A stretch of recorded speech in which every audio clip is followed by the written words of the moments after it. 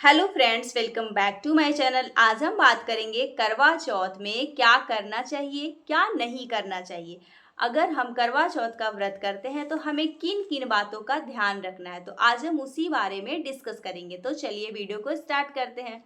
सबसे पहले करवा चौथ इस बार 10 अक्टूबर को है और शुभ मुहूर्त है 5:57 से लेकर 7:11 तक। पूजा करने का सबसे अच्छा मुहूर्त है 7:11 तक और दिन शुक्रवार है। इस बार करवा चौथ बहुत ही अच्छे दिन पे पड़ा है, क्योंकि हर बार शनिवार या फिर रविवार या फिर मंगलवार को पड़ जाता था।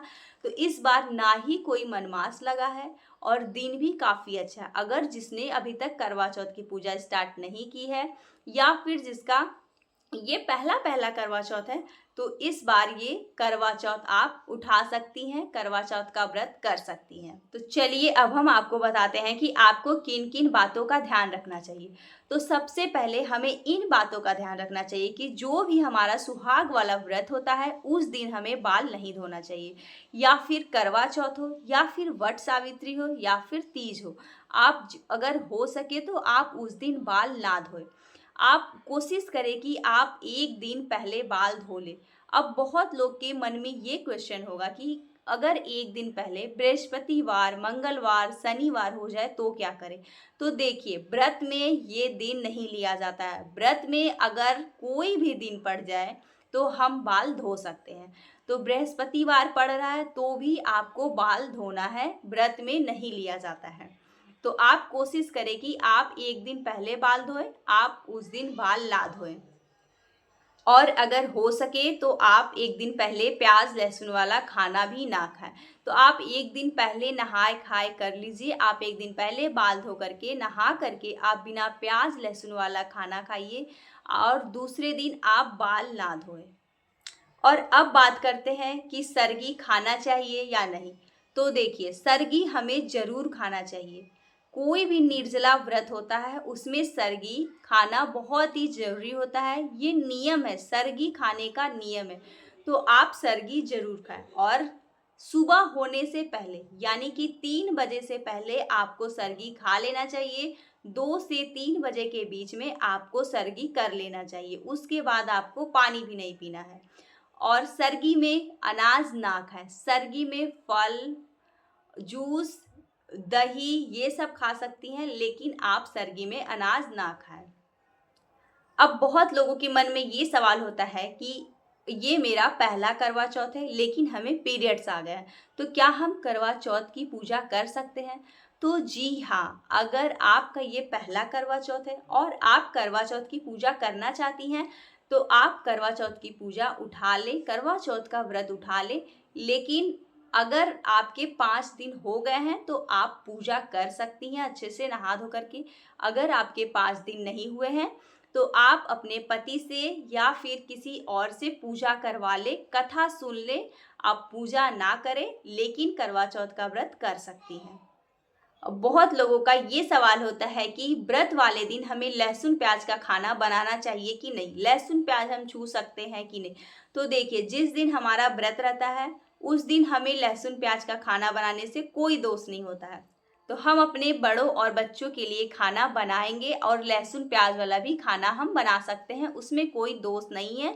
बस आपको सर व्रत के बाद जब आप पारण कर लेती हैं, व्रत अपना खोलने के बाद कोशिश करें कि आप लहसुन प्याज वाला खाना ना खाएं। बहुत लोग फलाहार भी व्रत करते हैं करवा चौथ का। अगर आपसे जितना हो सके आप उतना करिए।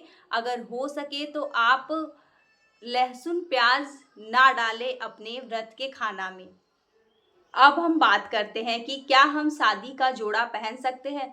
तो जी हाँ, अगर आपका ये पहला करवा चौथ है, अगर आप पहनना चाहती हैं अपने शादी का जोड़ा तो आप जरूर पहने। बहुत ही अच्छी बात है कि आप अपना शादी का जोड़ा पहनेंगी, तो आप अपना शादी का जोड़ा जरूर पहने। अगर आपका शादी का जोड़ा शुद्ध है, अच्छा है, तो आप उसे जरूर पहनिए। मिट्टी का कलश ना मिले तो क्या करें। तो अगर आपको मिट्टी का कलश नहीं मिलता है तो फिर आप पूजा वाला लोटा भी यूज कर सकती हैं। आप पीतल का लोटा भी यूज कर सकती हैं पूजा के लिए। सीख ना मिले तो क्या करें। जरूरी नहीं है कि सबको सीख मिलती ही मिलती है। अगर आपको सीख ना मिले तो आप दूबा घास को सुखा करके सीख बना सकती हैं, आप उसे भी प्रयोग कर सकती हैं। तो आप दूबा घास को ही सुखा करके कलश में लगा लीजिए। सुहाग का सामान दान देना चाहिए कि नहीं? तो इस व्रत में आपको सुहाग का सामान दान जरूर देना चाहिए। आपको सुहाग का सामान अपने से बड़ों को, अपने घर में अपने से बड़े को, अगर आपके घर में कोई बड़ा नहीं है तो आप किसी पंडित को दान जरूर दें। बहुत लोगों का ये क्वेश्चन रहता है कि जिनके ससुर जी नहीं है, उनकी सासू माँ है, तो हम उनको सुहाग का सामान कैसे दें? तो ऐसे में आपको चाहिए कि आप उन्हें सामान ना दें। अगर आपकी बहुत इच्छा है तो आप उन्हें शॉल या फिर सिंपल सी एक साड़ी या फिर स्वेटर वगैरह कुछ दे सकती हैं। लेकिन अगर हो सके तो ना दें, आप बाद में उन्हें दिला दें। आप अपने जेठानी को, अगर आपसे बड़ी है जेठानी तो आप उनको दे दें, या फिर आप अपने पड़ोसी में कोई हो आप उनको दे दें। अगर कोई भी नहीं है तो आप किसी पंडित को दान दे सकती हैं। लेकिन अगर आप मैके में हैं तो प्लीज़ आप अपने मैके में अपनी माँ या अपनी बहन या फिर अपनी भाभी को सुहाग का सामान ना दें। कभी भी लड़की को अपने मैके में सुहाग का सामान दान स्वरूप नहीं देना चाहिए, उससे मैके में गरीबी आती है। तो प्लीज़ आप अपने मैके में सुहाग का सामान ना दें। अगर आप करवा चौथ के समय अगर आप अपने मैके में ही हैं तो आप किसी पंडित को दान दे दें, लेकिन आप अपने माँ, बहन, भाभी को ना दें।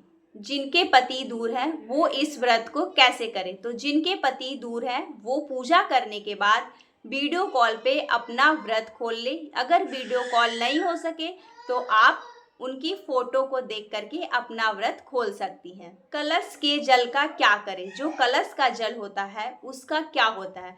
तो जो कलश का जल होता है उसी से हमें अर्घ देना चाहिए। पूजा करने के बाद नमक खाना चाहिए या फिर नहीं? तो पूजा करने के बाद आप नमक खा सकती हैं। अगर हो सके तो आप लहसुन प्याज को वर्जित कर दें। आप लहसुन प्याज वाला खाना ना खाएं, लेकिन आप नमक खा सकती हैं। क्या हम होटल में जाकर खाना खा सकते हैं? तो देखिए, पूजा अगर आप करी हैं, अगर आपने व्रत रखा है तो आप अपने घर पर शुद्ध खाना बनाकर खाइए। आप होटल में ना जाएं, ना खाएं, होटल का खाना ना खाएं, क्योंकि होटल का खाना शुद्ध नहीं होता। और एक बात का आप खास ध्यान रखिएगा कि अगर आप अपना व्रत मैके में स्टार्ट कर रही हैं तो आप अपने माँ, भाभी, बहन को सुहाग का सामान ना दें। आप किसी पंडित को दान दे दें, लेकिन आप अपने मैके वालों को कभी भी सुहाग का सामान दान ना दें।